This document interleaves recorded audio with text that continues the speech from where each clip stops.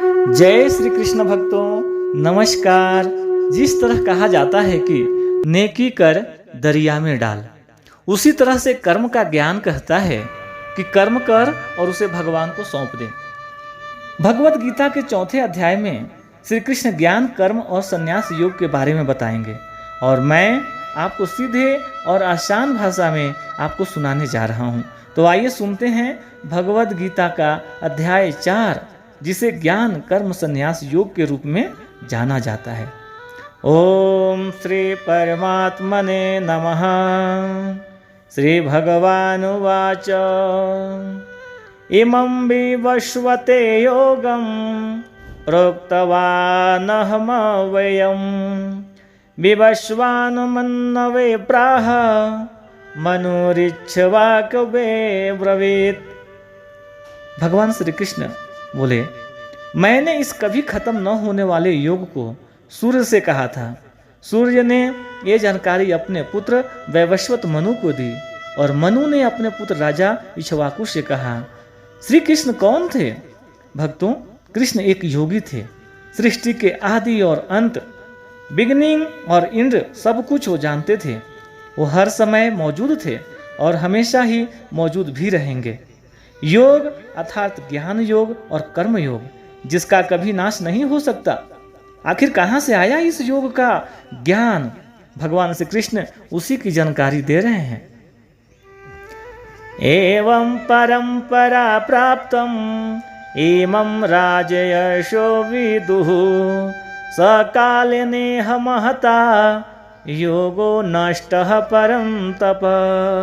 हे परंतप अर्जुन, इस प्रकार परंपरा चलती रही और कई राजर्षियों को इसकी जानकारी हो गई, लेकिन उसके बाद वह योग बहुत काल से इस पृथ्वी लोक से गायब हो गया। ज्ञान कहीं न कहीं से आता है और उसके बाद वो धीरे धीरे फैलना शुरू होता है। ये ज्ञान कृष्ण से अर्जुन को और इस तरह से गीता के माध्यम से हम लोगों तक आया।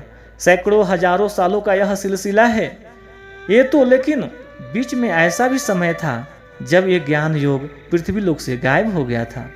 ज्ञान बढ़ाने से बढ़ता है और घटाने से खत्म होने लगता है। इसलिए हम इस योग को, गीता के सार को, भगवान कृष्ण के वाणी को आप तक पहुंचा रहे हैं।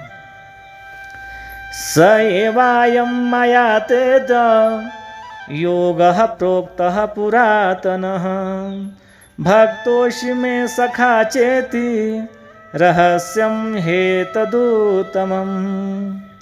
खजाने को खुले में नहीं रखा जाता, उसी तरह से रहस्य भी खुलकर सामने नहीं आता, धीरे धीरे आता है।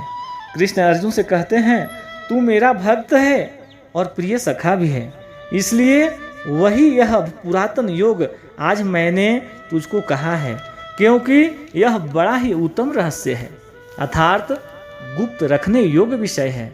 अर्जुन कृष्ण का भक्त भी है और मित्र भी, इसलिए कृष्ण उससे सदियों पुराना यह योग बता रहे हैं और यह भी कह रहे हैं कि ऐसे तो ये गुप्त रखने योग्य बात है, लेकिन वो अपना सब कुछ अर्जुन को बता रहे हैं। यहाँ पर गुप्त रखने का मतलब है इतना बड़े ज्ञान का सम्मान होना चाहिए, इसे सम्मान विद्या न समझा जाए। भक्तों, भगवान श्री कृष्ण अर्जुन को और भी रहस्यात्मक बातें बताएंगे और अर्जुन की भी कई जो प्रश्न होंगे वो भी आएंगे। तो आगे आने वाले वीडियो में भी आप बने रहें। आज की चर्चा यहीं तक, आगे की चर्चा अगले श्लोक में करेंगे। अगर आपको पसंद आया तो कृपया लाइक, शेयर और सब्सक्राइब करें। जय श्री कृष्ण, धन्यवाद।